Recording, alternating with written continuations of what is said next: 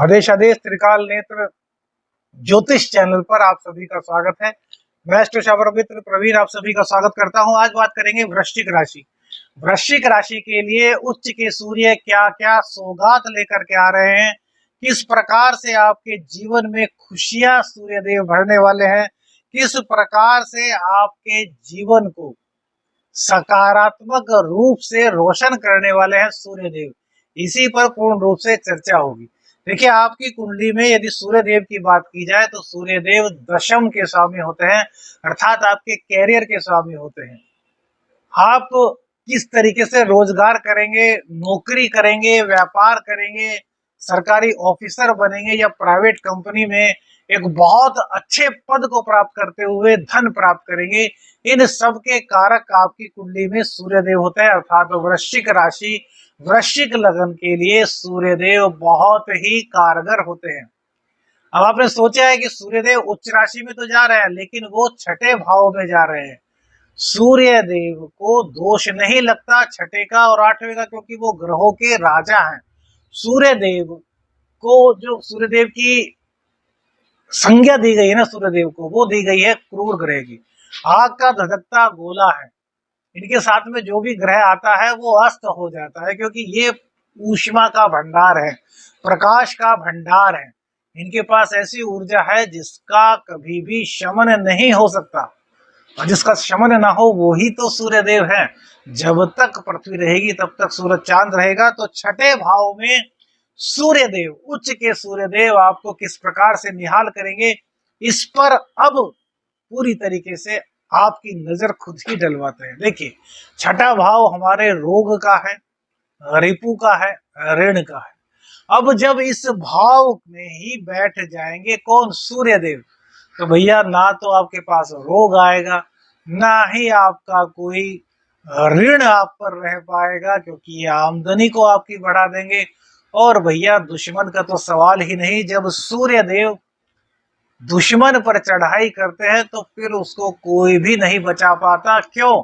क्योंकि सूर्य देव सेनापति की राशि में उच्च के होते हैं, और जो सेनापति है वो फिलहाल शनि के साथ चतुर्थ भाव में बैठा हुआ है, और खुद सूर्य देव की राशि पर उसकी दृष्टि है। देखिए कहां कहां से किस प्रकार से संयोग बन रहे हैं। कौन कौन सा भाव जुड़ गया इसमें? चतुर्थ भाव जुड़ गया, दशम भाव जुड़ गया और छठा भाव, चतुर्थ दशम छठा, यह भाव जुड़ गए। और इसी के साथ साथ गुरुदेव, गुरुदेव जो कि आपकी कुंडली में बहुत ही कारकत्व रखते हैं, सेकंड हाउस और पंचम हाउस के मालिक होते हैं, वो भी छठे स्थान में है। तो अभी आपने देखा होगा पिछले 13 महीनों से धन, अचानक से धन तो आपके पास आ गया होगा, लेकिन धन आने की कुछ स्टेबिलिटी आपके पास नहीं बनी होगी। एक पूरा का पूरा जो रोजगार का साधन है वो कहीं ना कहीं डिस्टर्ब रहा होगा, कभी आ गया तो आ गया, नहीं आ गया तो नहीं आ गया। शिक्षा में भी आपके कहीं ना कहीं दिक्कत रही होगी, और प्रेम संबंधों में भी आपको काफी दिक्कतों का सामना करना पड़ा होगा। लेकिन अब गुरु जो है वो राजा के साथ एक साथ युति बनाएंगे कुछ दिनों के लिए। तो भैया जहां रोग रिपु ऋण आपका समाप्त होगा, वही धन आगमन के रास्ते आपके खुलने वाले हैं। इसके अलावा पंचम भाव, पंचम भाव क्या है? पंचम भाव प्रेम का है, संतान का है, शिक्षा का है, ज्ञान का है। तो यह सभी आपके अब सकारात्मक हो जाएंगे। क्यों होंगे? जबकि छठे भाव में सूर्य जा रहे हैं। बहुत से लोगों का सवाल हो सकता है, लेकिन भैया एक तो सूर्य है, तो छठे भाव के कारक हैं, और दूसरी बात तो वो उच्च के हैं। राजा अपने ही उच्च घर में, सेनापति के घर में जा रहे हैं, तो भैया आपको सम्मान दिलाएंगे, सुख दिलाएंगे। माता पिता दोनों का आशीर्वाद आपको प्राप्त होगा। पिता से किसी प्रकार की कोई दिक्कत थी तो वो दूर होगी। हाँ, पिता की सेहत का थोड़ा सा ध्यान आपको इस गोचर काल के दौरान रखना होगा। अब जैसे कि आपकी कुंडली में सपोज कीजिए राहु सूर्य का दोष बन रहा है, ग्रहण दोष बन रहा है, या फिर आपकी कुंडली में सूर्य नीच के हैं, या फिर आपकी कुंडली में सूर्य देव किसी ऐसे स्थान पर बैठे हैं जिससे कि वो अपनी पवित्रता आपको नहीं दे पा रहे, अपना जो सकारात्मक रिजल्ट होता है वो आपको नहीं दे पा रहे। तो इस स्थिति में थोड़ी सी पिताजी को दिक्कत होगी। हालांकि एक ऐसा उपाय बताऊंगा कि नीच के सूर्य भी होंगे ना तो उच्च का फल आपको देना शुरू कर देंगे वृश्चिक राशि वाले। लेकिन पहले समझिए कि छठे स्थान में, अब छठे स्थान को अगर आप लगाएंगे तो छठे से पांचवा घर बैठा कौन सा, जो सूर्यदेव का असली घर है, यानी कि दशम भाव। तो पंचम और नवम का संबंध बन रहा है, तो संतान पक्ष से जहां आपको लाभ होगा वही ज्ञान में वृद्धि होगी, उच्च शिक्षा की ओर आप अग्रसर होंगे। मन में किसी प्रकार की कोई गलत फहमी थी तो वो गलत फहमी आपकी दूर होगी। किसी भी तरीके से मन में कुछ भी ऐसी नकारात्मकता थी कि यार यहाँ जाएंगे तो ये हो जाएगा, यार हमेशा से नुकसान होता रहता है, यार कोई काम नहीं बनता, तो वो जो इस प्रकार के भाव थे ना आपके अंदर, देखिए दिल पर आपके टच किया हो तो एक बार आदेश आदेश जरूर बोलेगा मैसेज में, ये चीजें आपके साथ हुई होंगी ना, तो ये चीजें अब सूर्य निकाल देंगे। और 1 मई को जैसे ही बृहस्पति का ट्रांजिट आपके सप्तम भाव में होगा तो शादी के योग वृश्चिक राशि वालों के शुरू हो जाएंगे।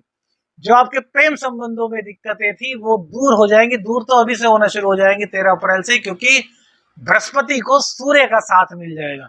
बृहस्पति छठे भाव में जब होते हैं तो वो रोग रिपु ऋण को दूर करने में अपनी पूरी सामर्थ्य लगा देते हैं, लेकिन अपना अच्छा इफेक्ट नहीं दे पाते। इसीलिए आपको प्रेम संबंधों में दिक्कत का सामना करना पड़ा होगा। हो सकता है आपका प्रेमी प्रेमिका दूर चले गए हो, प्रेम करते हो लेकिन ऐसी संभावनाएं बनी हो, ऐसी सर्कमस्टेंसेस बनी हो कि वो आपसे दूर चले गए हो। तो अब जैसे ही सूर्य आएंगे तो वो सब चीजें लौट करके आपके पास आएंगी। शादी का समय भी आपका अब नजदीक आ रहा है। अब सूर्य देव 12वें भाव को देखेंगे नीच दृष्टि से, तब आपको इसमें एक ही चीज कहेंगे कि इस दौरान जब तक सूर्य उच्च के हैं तब तक कोई विदेश यात्रा करने का मत सोचिए, कोई विदेश से आपको काम करना है तो उसका मत सोचिए।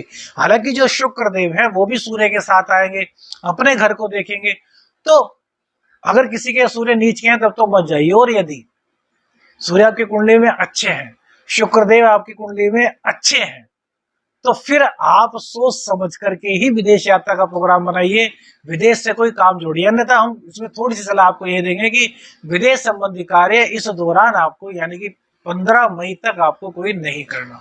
अब जिसकी कुंडली में सूर्य नीच के है, सूर्य और राहु का ग्रहण दोष बना हुआ है, उन लोगों के लिए क्या करें, वो लोग क्या करें, तो एक बहुत बेहतरीन आपको उपाय बताते हैं। 10वें घर के स्वामी होते हैं सूर्य देव, तो 10 पत्ती गुलाब की अपने उल्टे हाथ में रखिए, रोजाना कीजिए उपाय, कम से कम 3 महीने कीजिए, और सूर्य का, उच्च सूर्य का आपको फल न मिले तो बताना, माँ भगवती की कृपा से यह कार्य आपका हो जाएगा। 10 पत्ती अपने हाथ में रखिए और उस पर एक एक बूंद देसी घी डाल दीजिए। देसी घी डालने के बाद जहां से सूर्य आपको दिखाई दे वहां चले जाइए, छत पर, बालकनी पर, जहां से भी सूर्य देव आपको दर्शन दे वहां चले जाइए।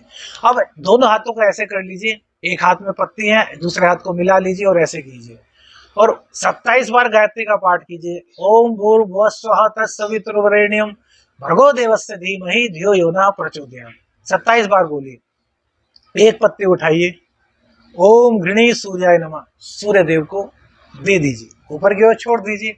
10 की 10 पत्तियों पे ऐसे, ओम घृणी सूर्याय नमः, ओम घृणी सूर्याय नमः, ओम घृणी सूर्याय नमः, चमत्कार होना शुरू हो जाएगा। नीच के सूर्य उच्च का फल देंगे।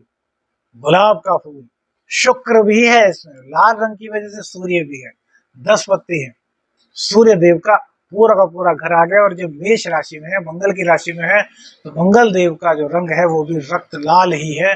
तो हर तरीके से आपको फायदा होगा। वीडियो अच्छी लगे तो लाइक और शेयर जरूर कीजिएगा, चैनल पर नए हैं तो सब्सक्राइब कीजिएगा। आदेश आदेश अलख है।